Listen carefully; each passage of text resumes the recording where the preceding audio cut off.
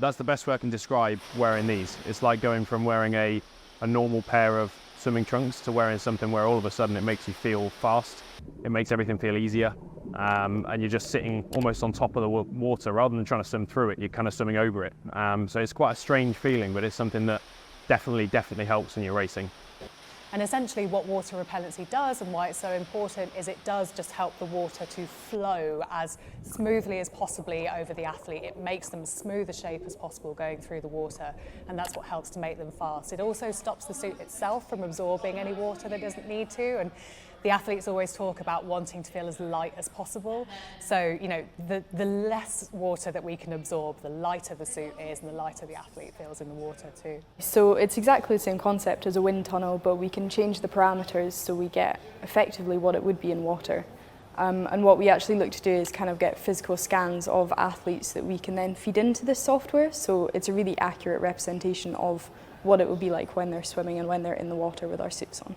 So here we have our first ever Fastskin suit from 2000. We then have our 2004 Evolution and our 2008 suit. That was the one that got banned after the Beijing Olympics. We then went into our LZR Elite series, and then here in front of me is where we are today. So we have the Intent suit, which you can see here with the men with his jammer, and then the ladies suit here, and then we also have the Valor suit here. We have a really good relationship with World Aquatics, and we work very closely with them to make sure that our suits are within regulation. I mean, of course, we're always trying to push the boundaries, so it's that fine balance of trying to find new ways to innovate whilst also working with World Aquatics to make sure that we're not doing anything that compromises the integrity of the sport, essentially. And for me, I'm a big mental swimmer, and so if I believe that what I'm wearing is doing something special, then it will help me perform well. Ultimately, I feel like most of the technology in tech suits, it does ultimately have to do with what's up here. Yes, it does support my body and it makes me feel fast and compressed, and I think it slips through the water really well, but I love the way that they marketed the suit and the way that they marketed the space dust, and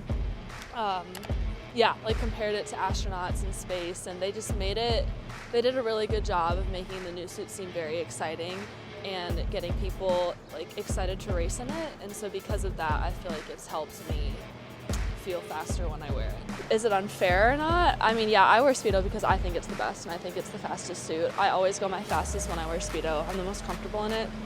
So yeah, I always feel like I'm at an advantage, but someone wearing a different brand next to me might feel like they have an advantage, who knows? But I guess it's all about what you feel most mentally, prepared in and confident in, and that's how I feel. I feel great. I feel really excited and confident. I was dealing with some sicknesses in the winter, but I've recovered from that, and I've been training really well for a very long time. And so I feel like I've been very consistent, and I just feel really ready to go.